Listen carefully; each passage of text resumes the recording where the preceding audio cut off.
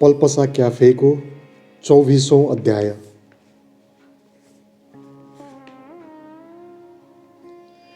लामो यात्रामा गुड्न लागेको नाइट बसको हर्न बज्यो। मैले झ्याल बाहिरको सानो बजार हेरेँ। हुस्सुले परको डाँडागाउँ ढाकेको थियो। भोलि बिहानै म पल्पसालाई भेट्न पुग्नेछु। म फर्केको गाउँ, गुराँस जङ्गल, तोरीबारी, सुन्तला रसाएका कान्ला, मितिनी भेट्न हिँडेकी बालिका, स्कुल जान छाडेको किशोर, महिनौँ बिताएका पहाडका बारेमा म एक घटना सुनाउनेछु। बसको आखिरी हर्न बजेको छ र खलासी पसेको छ म छेउको पछिल्लो ढोकाबाट। यात्रु भरेर यो बस जाँदैछ काठमाडौँ, जहाँ पुगेर म पल्पसाका कान भर्नेछु। मेरा शब्द मार्फत ऊ देख्नेछ मेरो पहाडको चित्र। उसले सुन्नेछ मेरो गाउँ गोठको आफन्ती चित्कार र चराहरूको कमजोर हुँदै गएको चिरबिर। ऊ चिच्याउनेछ मलाई सुनेर। ऊ आफूलाई छाम्नेछ अनि आफै पहिल्याउनेछ देशको आत्मा। ऊ सोच्नेछ आफ्नो भविष्य र चुनौती, अनि ऊ आफै निर्दिष्ट गर्नेछ आफ्नो बाटो। उसलाई सम्झाउनु बुझाउनु पर्छ मैले मेरो देश र समय। उसले आफै रोज्नुपर्छ आफ्नो यात्रा। त्यस यात्रामा म उसलाई साथ दिनेछु, बलियो आड दिनेछु, रचनात्मक भरोसा दिनेछु। म चित्र लेख्नेछु आफ्नो भोगाईको भूगोल, अनि ऊ दृश्यमा उतार्नेछ यो भोगाई अनि यो भूगोल। म चित्र दिनेछु, ऊ दिनेछ गति। म बाँडी दिनेछु, उसले दिनेछ भाका। म रङ दिनेछु अनि ऊ दिनेछ लय। म र मेरी प्रिय मिलेर यो देशलाई दिनेछौँ आकार अनि त्यसमा भर्नेछौँ आवाज। हामी मिलेर दुनियाँलाई सुनाउनेछौँ हाम्रो देशको काल र कथा। बस स्टार्ट भएको छ र म वात्त मुन्टिन्छु। यति बेला म पल्पसाभन्दा टाढा छु, तर लाग्छ ऊ मेरो सबैभन्दा नजिक छ। उसले मेरो पुस्तक बुझेकी छ र सबैभन्दा घनिष्ठ भएर सम्झेकी छ मलाई। उसले गहिरिएर हेरेकी छ मेरा चित्रहरू, मेरा पानाहरू।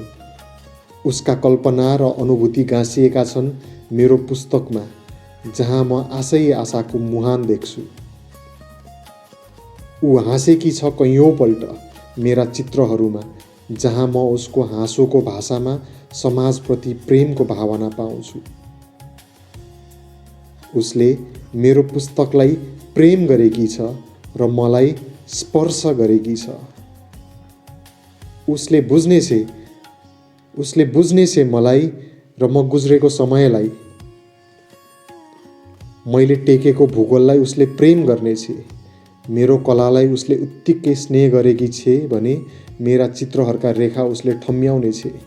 त्यस रेखाले यहाँको शान्ति बिथोलेको छ र त्यसका तरङ्गहरू ऊ समाउन सक्नेछ। यहाँ ती तरङ्ग त्यसै पैदा भएका छैनन् भने ऊ पनि यात्रा गर्नेछ त्यसै मार्फत। नदीमा बाढी आए जत्तिकै भइरहेको छ र ऊ देख्नेछ भेलहरू, तिनका स्रोत र सङ्गीत।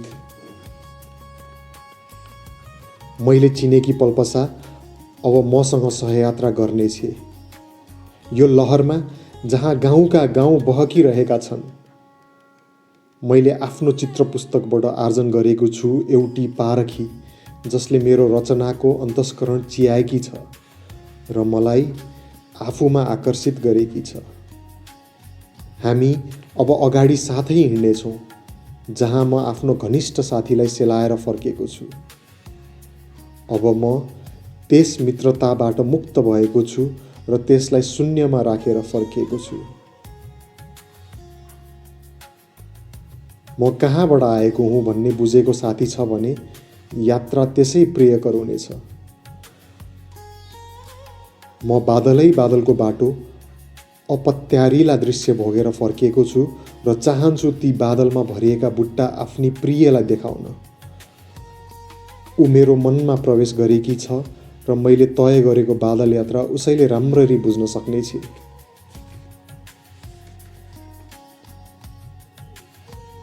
कोही नेटो ठेल्दै कोही बसेको छ मसँग यो बसमा, तर स्नेह र परिचयको न्यानो आड दिएर मलाई पर्खिरहेकी छे मेरी पाठक।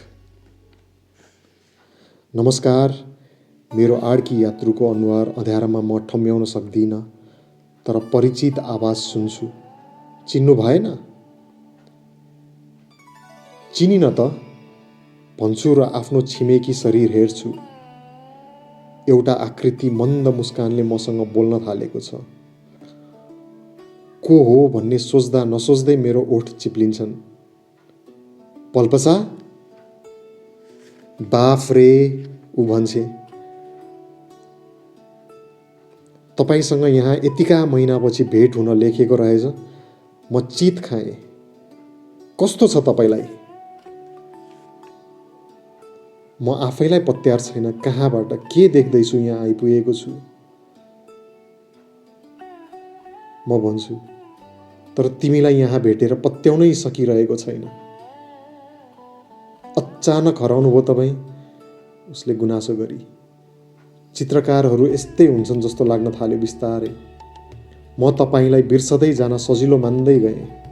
सम्झिन थाल्यो भने तनाव हुन्थ्यो। म धेरै सकसमा परेकी थिएँ। के गर्ने पल्पसा, मैले भने। म जुन साथीको लहैलहीमा घुम्न आएँ उसैको रगत लतपतिएको हातमा बिदाई गरेर आएको छु। के भयो? ऊ झस्किँदै सोध्छे। कलेज कालको मेरो एउटा साथी थियो। धेरै वर्षपछि भेट भयो। मैले भने, उसँगै पहाड घुम्न आएँ। अन्तिममा ऊ आफै मृग झैँ घेरियो र मारियो। कसरी? उसले त्यो रोजेकै थियो, मैले भने। म चकित भइनँ, तर जुन तरिकाले ऊ मारियो र त्यसमा आफू पनि कारक भएकामा म स्तब्ध छु। उसको अँध्यारो अनुहार मतिर फर्केको थियो जिज्ञासाले। म उसलाई खोज्दै गएको थिएँ। मेरै कारण मलाई लैजाने उसकी साथीले बन्दुक पड्काई र सुराखीहरूले चलाखीपूर्वक हामीलाई त्यहाँ पुर्याएर सिद्धार्थ चिनाउन बाध्य तुलाए। म भन्छु, मेरै काखमा उसको आखिरी सास गयो। ऊ केही बोलिरहेकी थिइन। फगत मतिर हेरिरहेकी थिए। बस गुडिरहेको थियो। एउटा घुम्ती काट्न लाग्दा अर्कातिरबाट आएको एउटा ट्रकको प्रकाशबाट मैले उसलाई अलिकति खुलस्त देख्न पाएँ। उसलाई त्यति एक टुक्रा छेड देख्न पाएँ। सबैभन्दा ठुलो कुरा जीवन हो, ऊ भन्छे। बन्दुक भिरेर हिँड्ने मान्छे मारिन्छ भने धेरै सन्ताप मान्नु हुँदैन, किनभने ऊ आफै कसैलाई मार्न हिँडेको हुन्छ। त्याग पनि त। आफूलाई मेटाएर सिद्ध्याएर अरूलाई कसरी जीवन दिन सकिन्छ? तैपनि म दोषी अनुभव गरिरहेको छु। तपाईको के दोष? ऊ भन्छे। एउटा चरण थियो, पार भयो। एउटा समय गुज्रियो। बतास चाहिँ तपाईको साथी आयो र गयो। समयले उसलाई बुझेन वा उसले समयलाई बुझेन। म त अहिले केही सोच्न सकिरहेको छैन। म भन्छु, सिद्धार्थको घटनाले मलाई प्रभावित गरेको छ। ऊ आफैले मलाई काठमाडौँबाट तान्यो र यस्तो भेगमा पुर्यायो जहाँ मैले बिथोलिएको आफ्नो देश भोगेँ।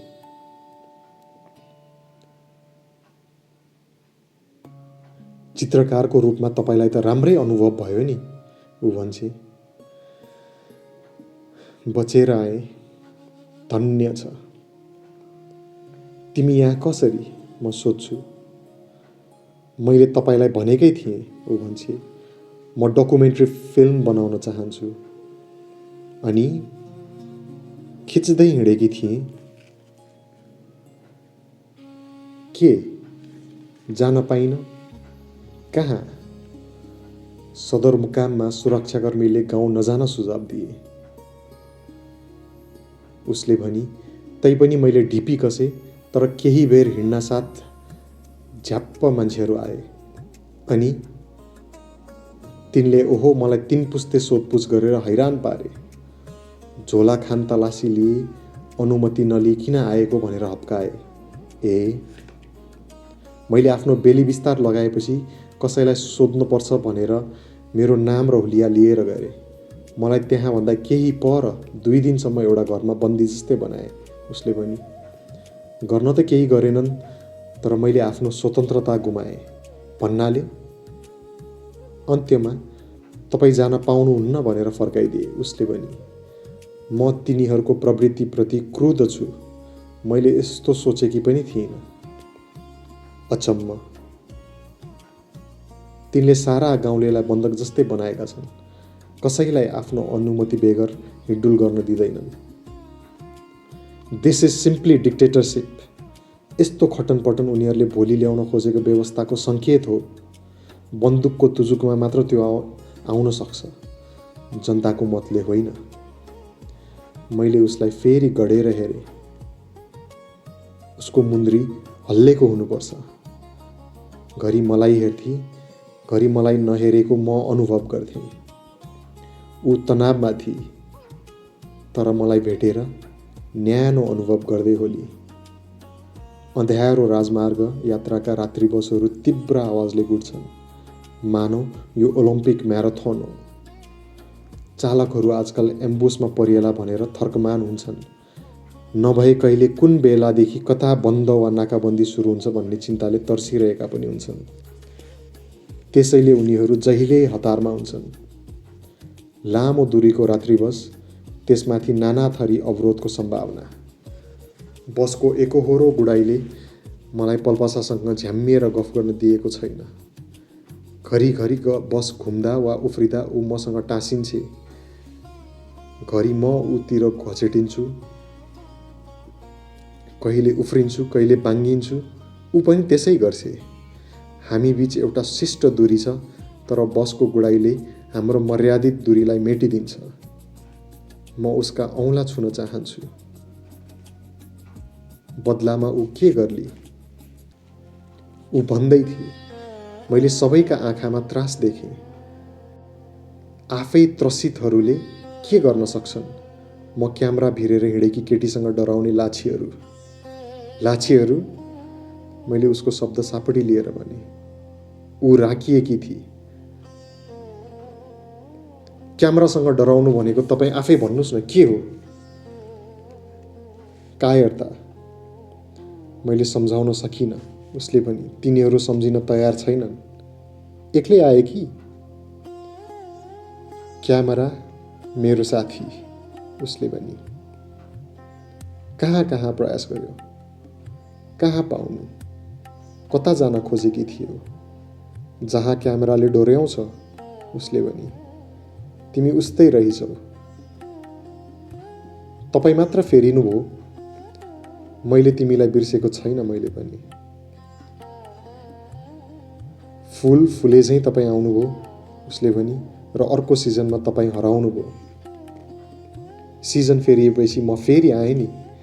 मैले वातावरण अलिक खुकुलो बनाउन भने। बसको गति मत्थर भयो। घ्याच्च घ्याच्च गर्दै किनारा लाग्यो र घ्याच्च रोकियो।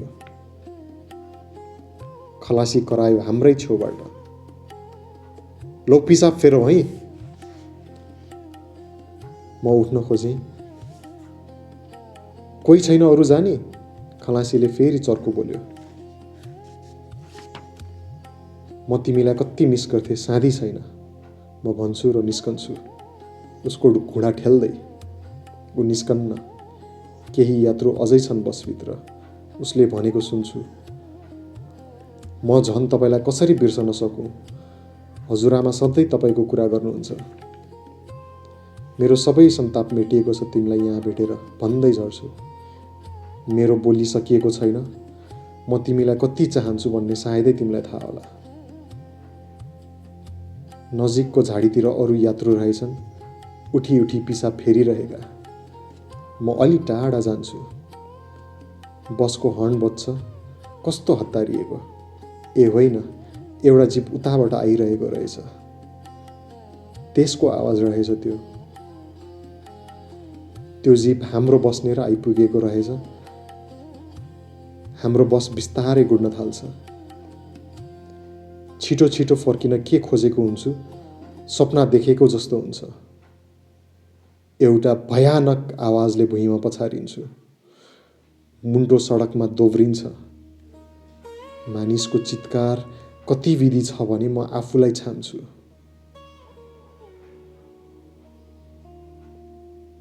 विश्वास लाग्दैन, फेरि छान्छु।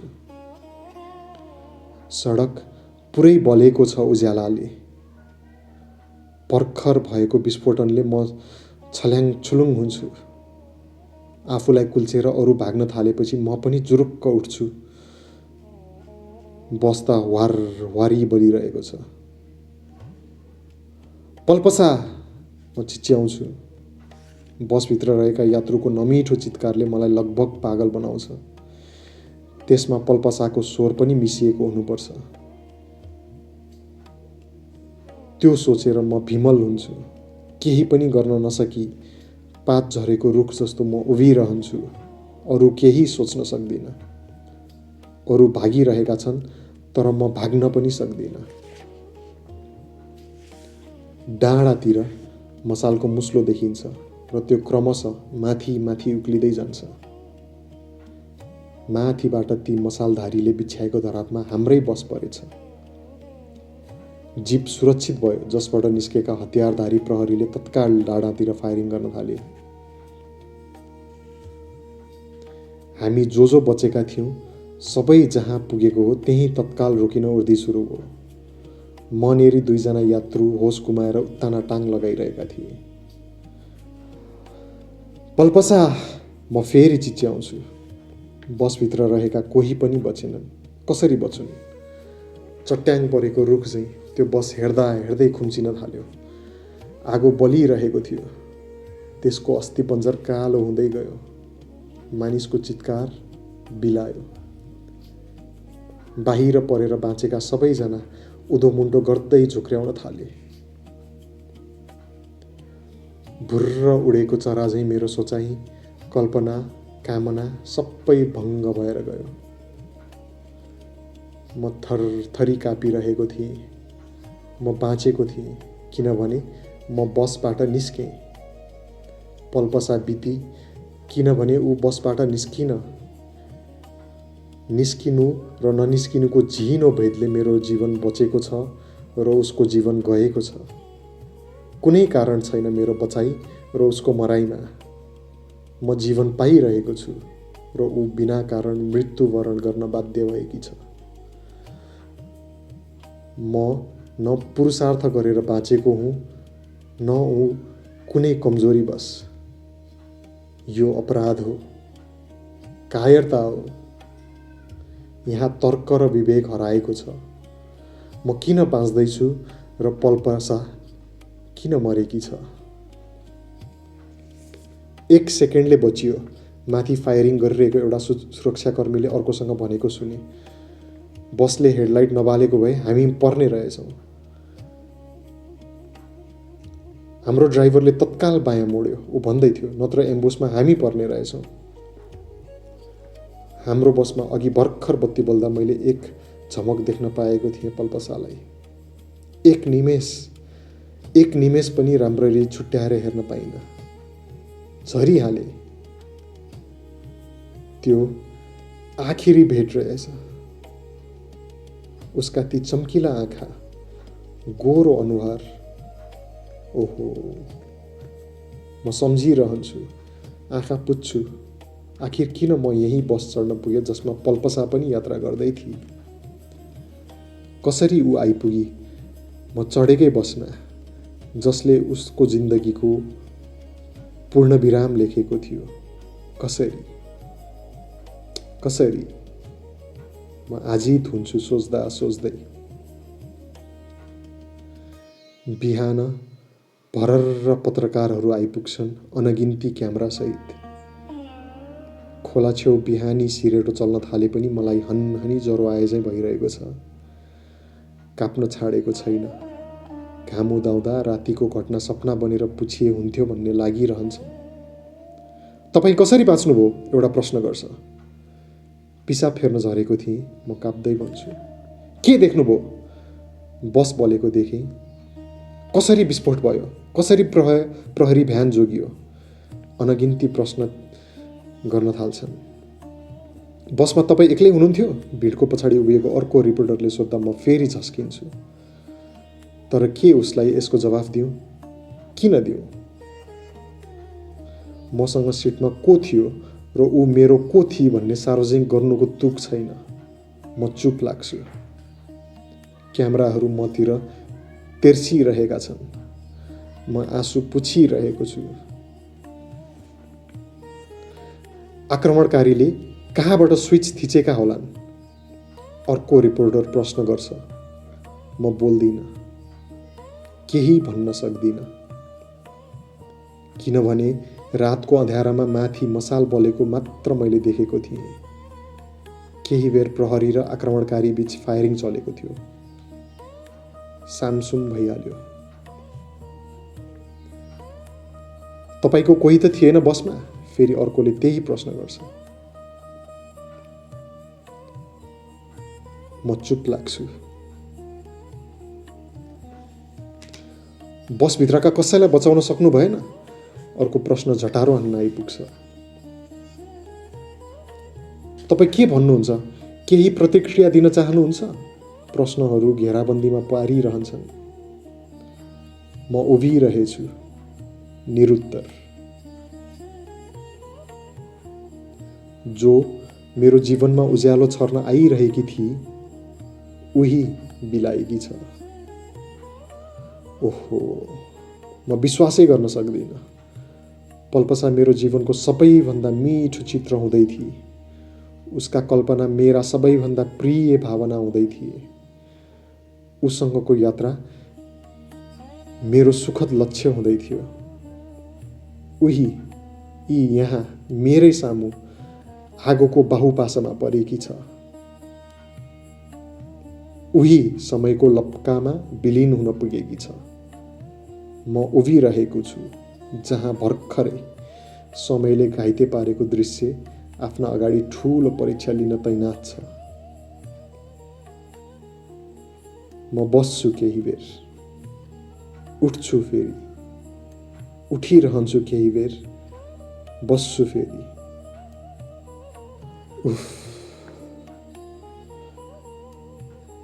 म मेरी प्रियले अंगारको रूप लिएको मुचुल्काको साक्षी कसरी बन्न सक्छु?